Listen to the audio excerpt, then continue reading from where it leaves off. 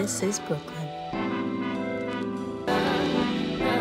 My, sweet Brooklyn.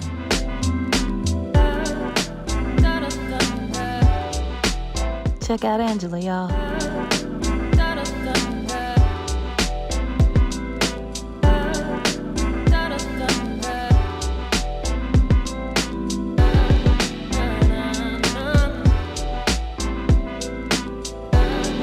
Brooklyn girls, stand up. What's up, Brooklyn? I'm Angela-Renee Coakley. I'm your host of I Love BK. And I'm so excited to have my guest in the studio today because he is responsible for helping to create one of the hottest series out today. I'm talking about The Godfather of Harlem. Please welcome executive producer, actor, and my buddy, Markuann Smith.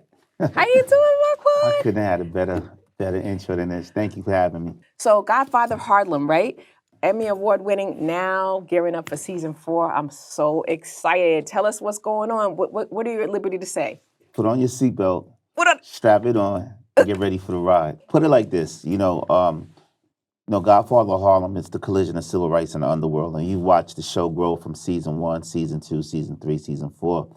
Now that Malcolm has met his demise in season 3, we have a new force in town. We have characters that we're introducing, such as Afeni Shakur, James Baldwin, and you see the rise of the Black Panthers, the birth of the Black Panthers in New York City.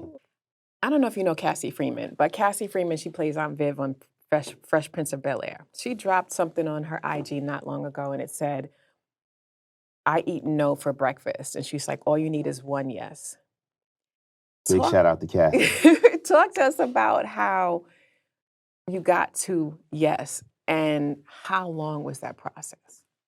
Well, the process for me actually took 18 years. It started off in Lenox Terrace, and if you're familiar with Lenox Terrace, a lot of affluent people live there, such as politicians, athletes, musicians, artists.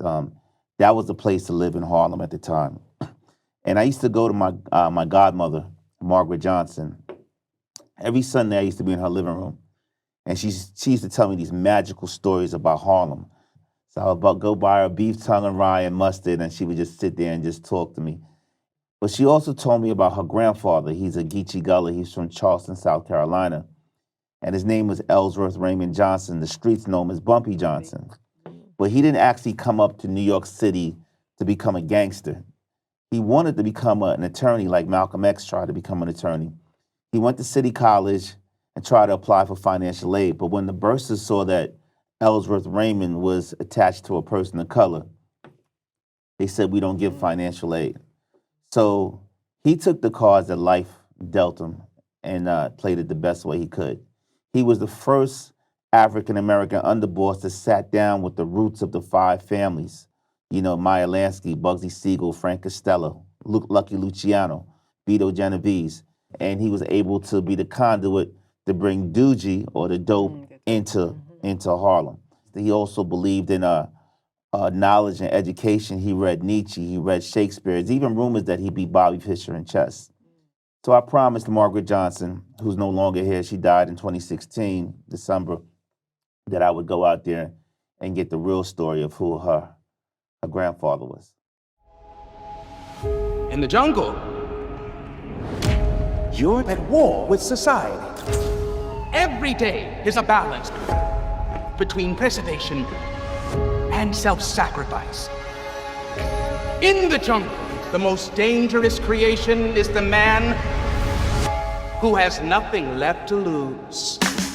You said 18 years. What kept you driven to pursue your passion for this project through those 18 years? Well, Angela, I never had a plan B. I always said that if you have a plan B, you're planning for your plan A to fail.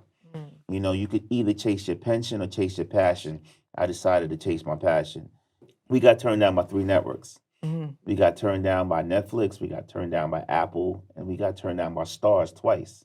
My bank account was looking real shady. I just got let go from BET. And I got an email from my showrunner, Chris Brancato, and he says, this was a noble failure. And he's great with words. I'm like, what the fuck is a noble failure? Am I King Arthur or something? And I couldn't comprehend that because Forrest could go win his next Academy Award. Chris go write his next Narcos. This had to work for me. Right. There was no plan B. And a week later, he says, hey, there's a new guy that's just got over to Epics. And he said, hey, I want to meet with you guys. I couldn't afford to get back on another flight. So I had to sit in New York, and Forrest and Chris and Paul took the meeting. And I remember I went to get a haircut and I turned my phone off. I just left it in the car. And I'm sitting upstairs in the living room, my mom's house, and she says, hey, baby, won't you try something different? And I looked at her like, this is all I've known. Like, I've been doing this for over 30-something years. Try something different, like what? And I just went outside. I just happened to say, let me just turn my phone on.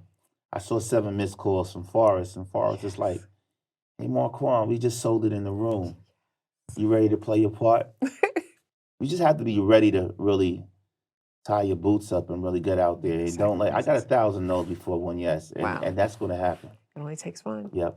So Godfather of Harlem, of course, is depicting Harlem in the 1960s. Yep. But if I'm not mistaken, I heard that in order to keep some of the continuity, you shoot a certain percentage of it in Brooklyn because we still have like little inlets or whatever that are still sort of comparable to what it used to look like back in the day. Yeah, we shoot a lot in Canarsie. You know, our stages are in Canarsie, but we shoot all over the city. We love shooting everywhere, whether it's Brooklyn or Manhattan or Queens. Just shooting in New York is just amazing. I wouldn't want to shoot anywhere else but New York.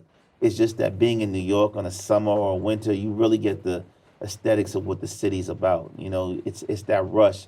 And the people around you, they yell at us because we take up parking spots, but that's just what it is during production. But just being able to be with the people, regardless if you're on Eastern Parkway or you're on Canarsie or you're down on Myrtle Avenue, you know, or you're in Harlem, you know, it's just an amazing thing just to be with the folks.